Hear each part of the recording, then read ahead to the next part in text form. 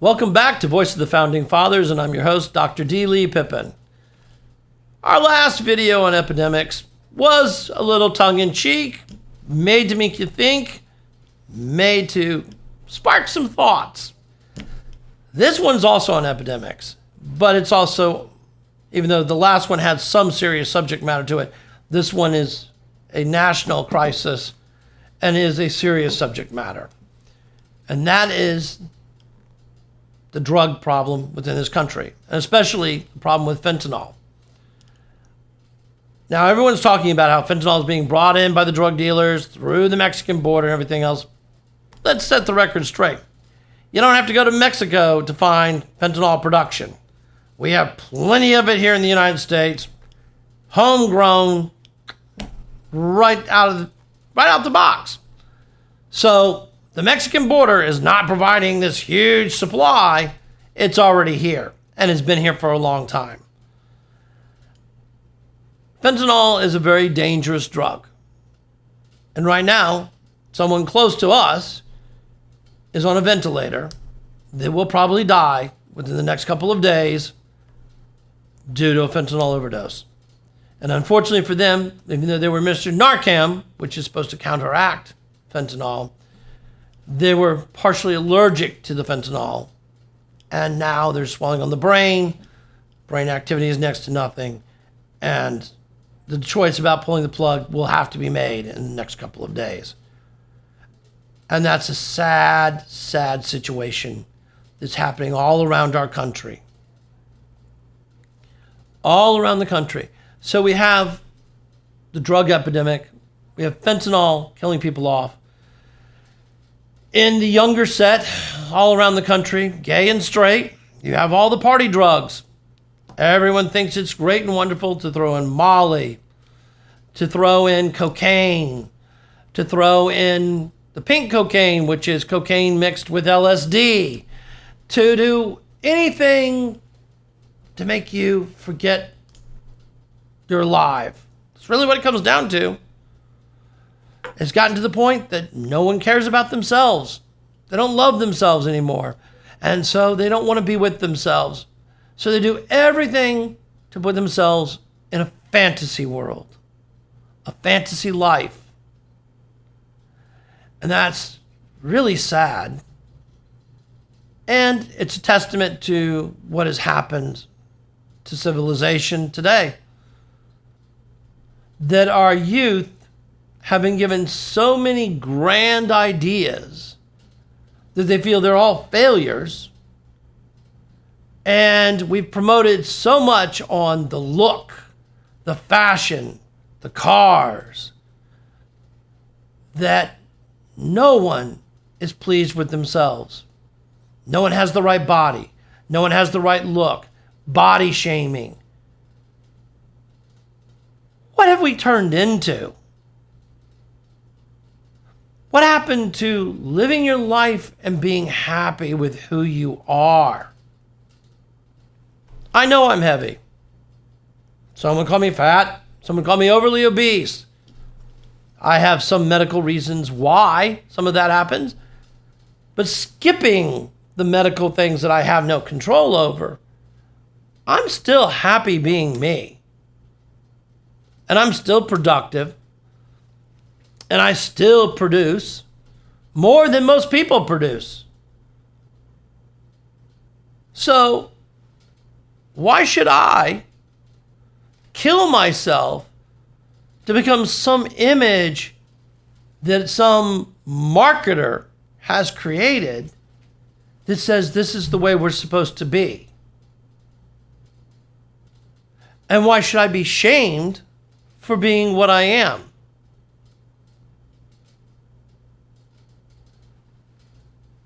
And because of that,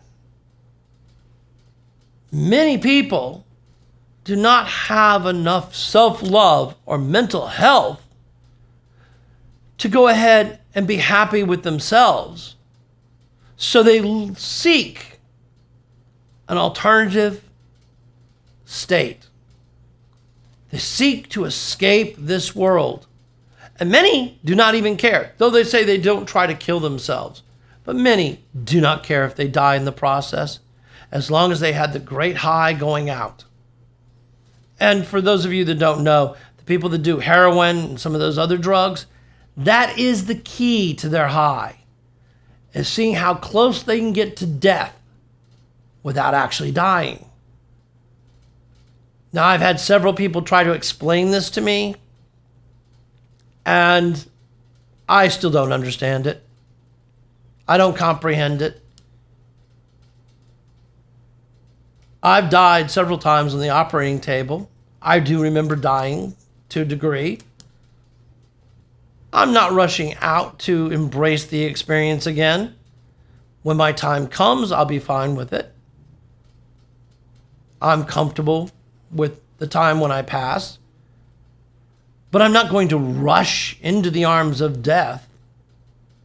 I have too much life to live. And so do all of you. You have tons of life to live. This altered state, these feelings you go for, this euphoria, isn't real.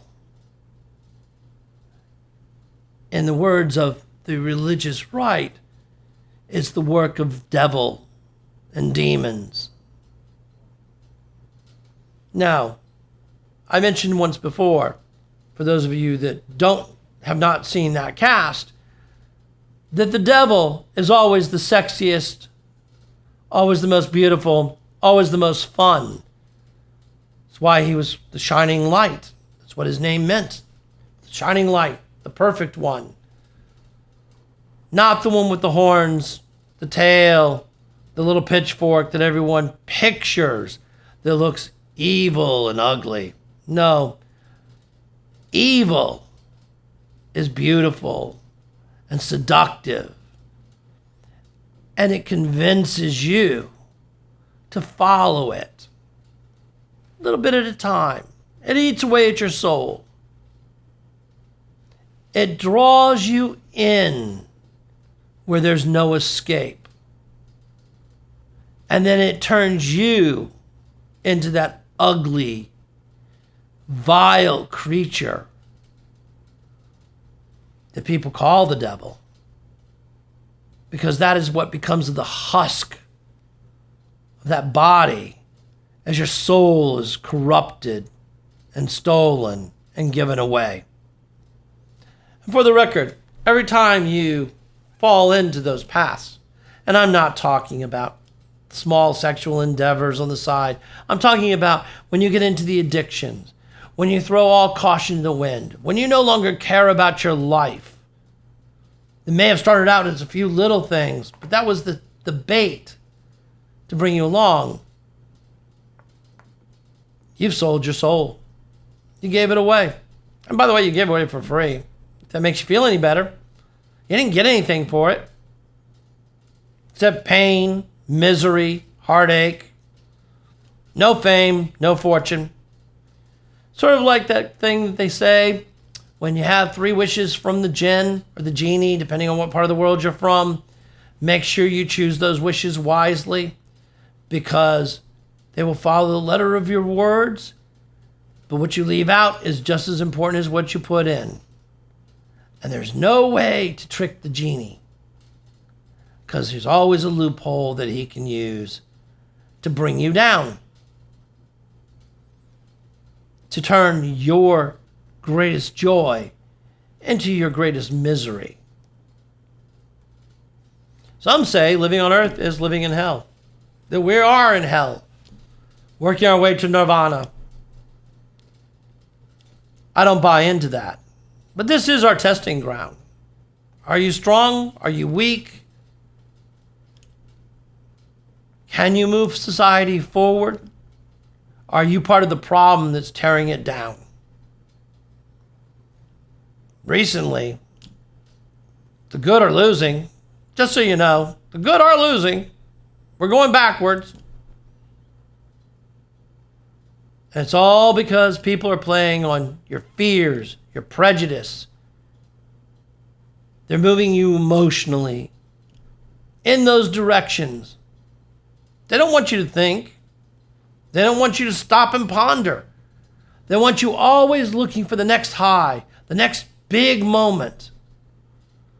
So you don't think. You don't ponder. You don't question.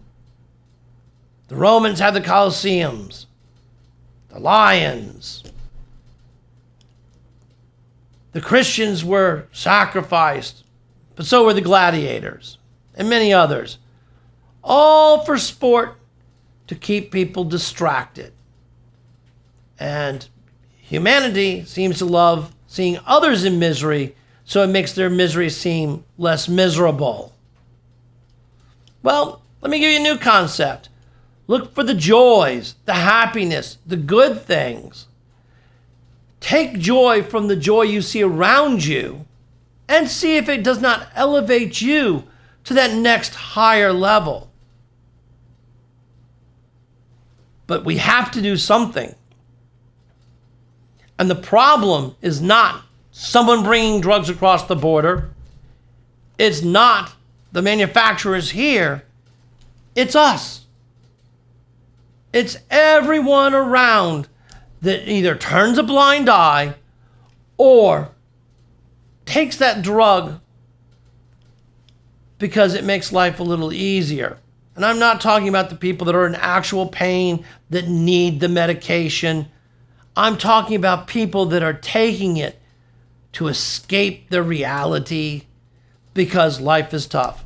I hate to tell you, life is tough. No one ever said it was a rose garden. No one ever promised you it was going to be puppy dogs, chocolate milkshakes, and gold everywhere. If you want that, go to the Wizard of Oz. If you can find him. See if you can get on that rainbow. Catch a leprechaun. But if you want to be in the real world, life is tough. And what's the old expression? When the life gets tough, the tough get going. The other expression was, don't ask what your country can do for you, but what you can do for your country. We need to remember that. It's not what our country can do for us. It's what we can do for our country. And there are many things that need to change. Many, many, many things. Many social political injustices that need to change. And not the way most people promote the changes. But we need to work on ourselves so that we're not wanting to take those drugs to escape this life. Because as those people are escaping this life, they're also dragging this country down the toilet with them. And I am not as sympathetic as some. Oh, addiction's a disease. Addiction's this, addiction's that. Most addictions start off with people trying for a joyride. They started it. They can stop it. If they need help, ask for it. But actually want the help. Because that's what you need. You need a backbone and some strength. You need to stop crying like a little baby and grow up. Life is hard. And if you want to compare notes someday, contact me. I'll be glad to compare notes with you. Really glad to compare notes with you. Life is tough. You have to fight in this life for everything. Nothing's free. Nothing is just given to you. The only guarantees you have in this life is death and taxes. Everything else, you have to get yourself. You have to earn it. Not steal it, not have it given to you, but earn it. And that's the only way we're going to break this epidemic on drugs. We've got to break the concepts that escaping to a fantasy world, numbing ourselves, is the answer to life. It's not. It's the answer to darkness and death. And that is not where we want this country to go. And that is not where the founding fathers wanted this country to go. This country was founded on the strength of its people. The strength, not the weakness. And remember, you're only as strong as your weakest links. And we are getting more and more of them every day. Again, time to think, time to wake up. And remember, if you're not a part of the solution, you are a part of the problem. Remember to hit the subscribe button, the like button, and for notifications. And we'll see you again soon. Thank you.